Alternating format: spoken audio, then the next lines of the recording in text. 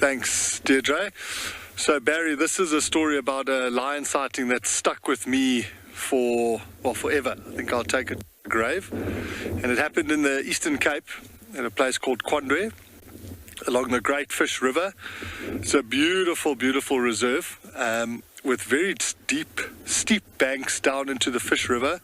And in the northern section, beautiful big hills and valleys. And we had guests who were with us for 3 nights. And we had been tracking lions for 3 days and hadn't had any luck. And now it was the last morning, and we had fresh lion tracks the whole morning, and we were following them, myself and the tracker Saki, who's a great friend of mine.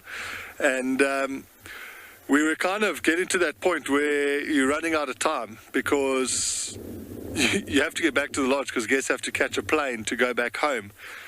And there's a road called Zigzag, which is so steep. The reason I've got off Termite Mound is this is kind of the gradient of Zigzag. It's a massively steep hill, and the lion tracks headed down there. So we said to the guests, stay here, we're going to walk down and check if the lion tracks cross, because if they cross, we can give it one more go.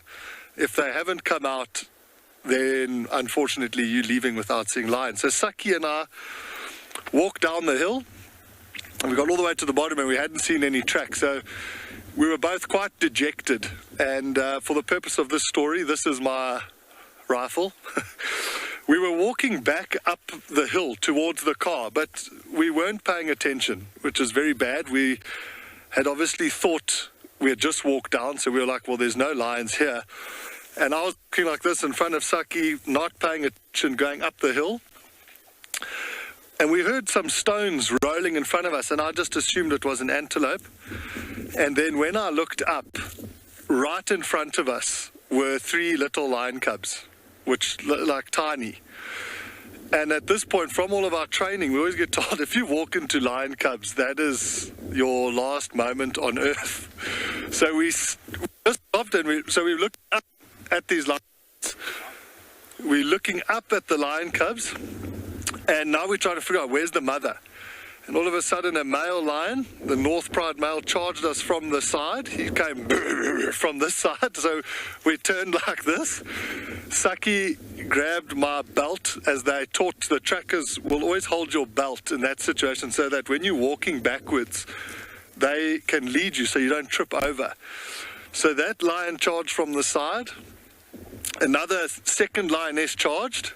And Saki at that point started trying to pull me, but I'm a lot bigger than Saki, so he was running on the spot, like trying to pull me away. I was just frozen like this, and the growling caused the cubs to split. So 2 of the cubs ran up the hill, 1 ran behind us, and that's when the mum came out. And there's just pure fury in her face, and she came charging down the hill. So if you imagine, I'm standing like this, look up, and she's coming down towards us. So I picked my rifle up, and I thought, she's not going to stop, and I loaded, and I pulled the trigger when she was about 10 meters away, and the rifle misfired. So I'm standing like this, and the rifle just went, which is the most horrific sound. It's almost louder than the lion's growling. But fortunately she stopped, but because it was so steep, she put her front paws down and she slid. Her face must have been like, I don't know, 20-30 centimeters from the barrel of the gun, and she was actually going trying to hit the barrel out of my hand. Saki and I had stopped shouting at this point because our lower intestines were shooting out the back. The cub then ran up, joined her, and the lions then ran away. And we very shakily walked back round, and we got to the car, and the car was in view of this. And I was young at the time. I must have been 23, 24. And I tried to be cool. I said to the guests, how epic. Well, first I said, why didn't you tell me that you could see the lions? And I was all brave, and I said, how cool, let's go look at them. And I jumped in the car, and I couldn't even push the pedals. My legs were shaking so much. We had to sit there for like 10 minutes and calm myself. The guest gave me a Coke. But that was a real frightening moment, and I'm so glad that the rifle did misfire, because I would have felt like a real idiot if I had to actually shoot her because of me not paying attention. So that's the one life story for Barry. And